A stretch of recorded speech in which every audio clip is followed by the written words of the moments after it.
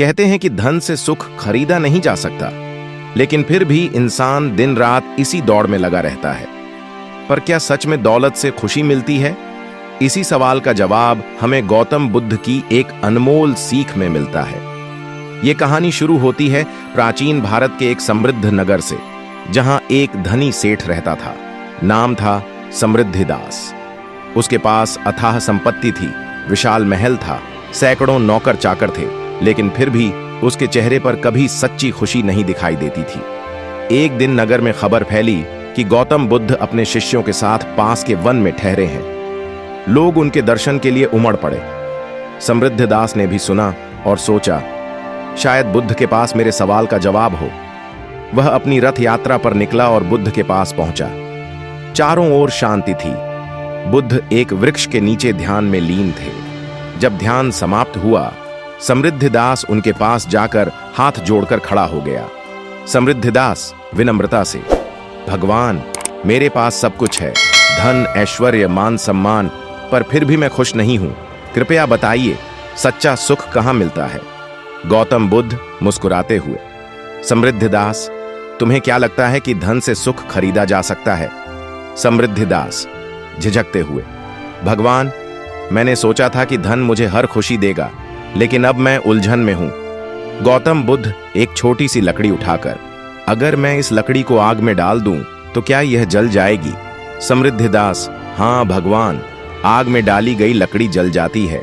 गौतम बुद्ध गंभीर स्वर में, पर यदि यह लकड़ी पहले ही गीली हो तो क्या यह तुरंत जल जाएगी? समृद्धिदास सोचते हुए, नहीं भगवान, गीली लकड़ी आसानी से नहीं जलती। गौतम बुद्ध धीरे से मुस्कुराते हुए, बिल्कुल सही, धन उसी आग की तरह है जो सुख का भ्रम पैदा करता है। अगर मन सूखा हो, लालच और इच्छाओं से भरा हो, तो धन की आग उसे भस्म कर देती है। लेकिन अगर मन शांति, संतोष और दयालुता से भीगा हो, तो धन का प्रभाव उस पर नहीं पड़ता। समृद्धिदास गहरी सोच में पड़ गया। समृद्धिदास आश्चर्यचकित होकर, तो क्या मुझे अपना सारा धन त्याग देना चाहिए भगवान? गौतम बुद्ध मधुर स्वर में, नहीं समृद्धिदास, धन को त्यागने की आवश्यकता नहीं, लेकिन इसे सही तरीके से उपयोग करने की जरूरत है। असली सुख तब मिलता है जब धन केवल अपने लिए नहीं, बल्कि दूसरों की भलाई के लिए भी उपयोग किया जाए।